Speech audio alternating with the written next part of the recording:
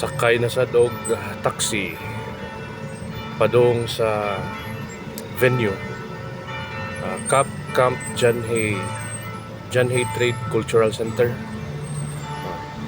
Nagdulhog ta padulong sa Session Road. So nadali stilan ning bagyo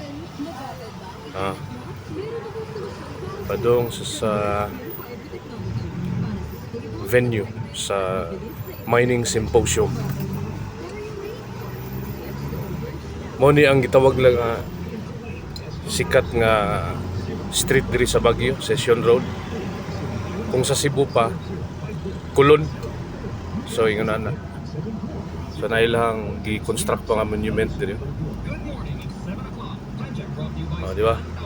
Murag Pagadian City, Tungas, Dulhog. Tuwara nga ako ang accommodation.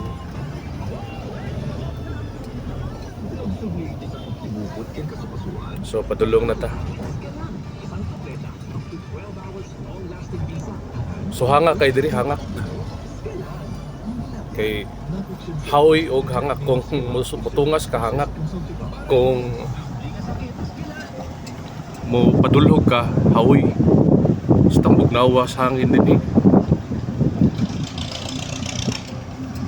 Bugnaw kay SM o SM. Dool ra kayong SM sa Kuanggi stayhan. Nasa yung mga jeep diri. Pero di kayo daghan ang jeep. Ang daghan diri kasagaran kuan anang motor o kani mga taxi o private vehicle.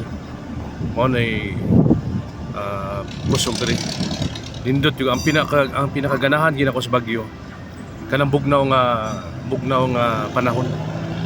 Kaya kumingon ka og kanang mga structures, mga kuan siya, Pilipinas gid siya. Pero bugnaw lang gid siya, bugnaw, no? So tungod sa iyang kanang high elevation na siya, high elevation from sea level. And naidaghan kay mga kahoy. So ang nakanindot sa Baguio kay na-maintain nila ang mga kahoy sa city. So ang mga kahoy nga kasagaran nga bugnaw nga kahoy is mga pine trees, no? Pine trees. Mao man na siya mas bugnaw gyud nga kuan. So siguro di na ko manhian tanan umadtuan sa kato mga lugar sa siguro sa second time kauban akong pamilya.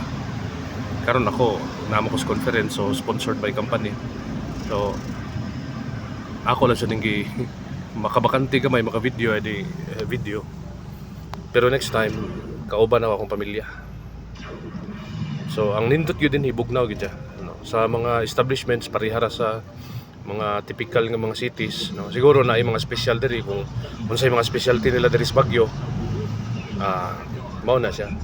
Pero di na ko matuan tanan tungod kay whole day mga conferences. So, na mga panahon makalaag pero limited na sad kayo ang time. So of course, so balik ko sa akong video when naanata dito sa Camp Janhay. Malapit na ba, Bren? Malapit na. Yan.